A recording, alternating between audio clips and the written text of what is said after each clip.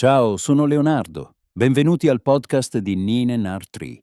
Oggi riassumerò e recensirò il libro.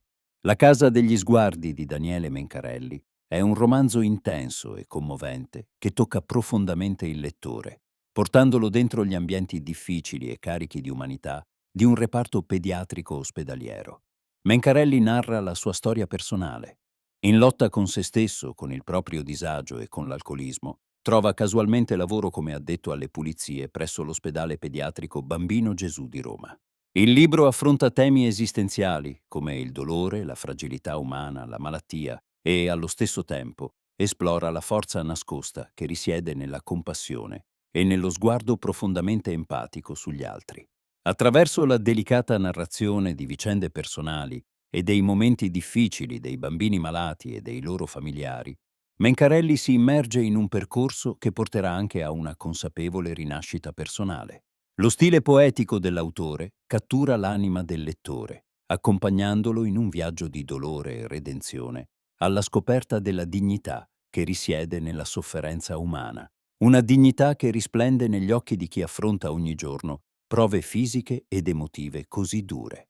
La casa degli sguardi non è solo un racconto autobiografico, è soprattutto una riflessione intensa sulla vita, sul senso del dolore e sulla forza guaritrice della solidarietà e del contatto umano. JT darò i punti chiave di questo libro. Primo, la fragilità umana e la lotta interiore. Uno dei temi centrali della Casa degli Sguardi è sicuramente la fragilità umana che emerge nella figura del protagonista. Un uomo alle prese con problemi di alcolismo, angoscia esistenziale e sensi di colpa. La narrazione affronta in maniera dettagliata il dolore profondo, la lotta con se stesso e la costante ricerca di significato nella vita del protagonista, che attraversa momenti di grande oscurità interiore.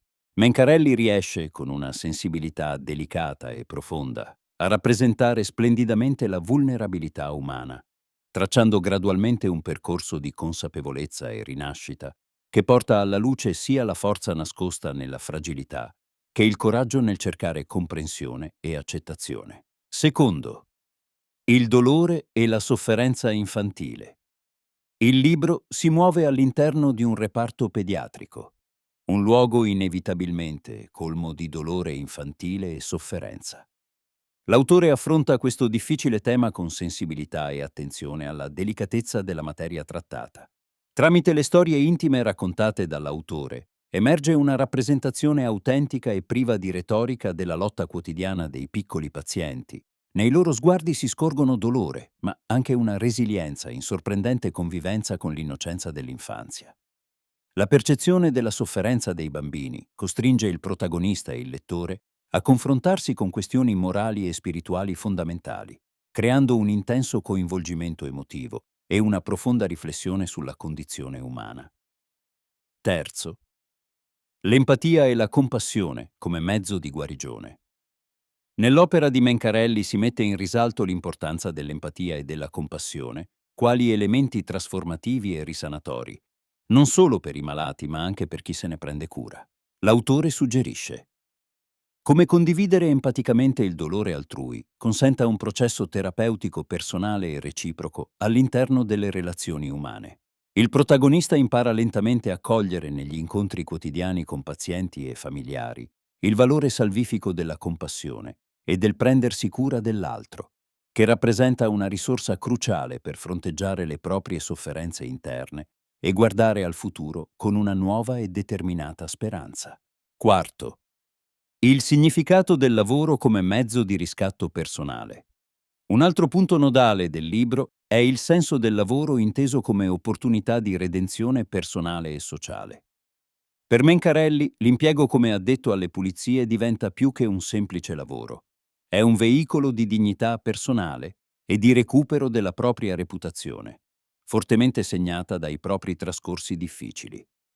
Questo lavoro diventa opportunità di riscatto, uno strumento con cui il protagonista si avvicina pian piano al significato più autentico e prezioso della vita, compiendo con responsabilità piccole azioni quotidiane che riescono a infondergli disciplina, rispetto di sé e degli altri e una nuova percezione del proprio valore personale nel mondo. Infine, il ruolo della spiritualità e del senso di fede. La spiritualità rappresenta una dimensione profonda del libro, sottolineando come, attraverso l'osservazione della fragilità dei bambini e della dignità umana che si cela dietro ogni sofferenza, è possibile sviluppare una riflessione esistenziale molto profonda. Il libro presenta spunti di carattere spirituale che sfociano nella ricerca di un senso più alto e più grande dietro il mistero della sofferenza. La fede, declinata non in senso strettamente religioso, ma piuttosto in termini di apertura alla speranza e alla vita, permette al protagonista di affrontare le proprie difficoltà con maggiore coraggio, offrendo ai lettori il messaggio potente che la spiritualità può essere una risorsa essenziale nel passaggio tra dolore e serenità.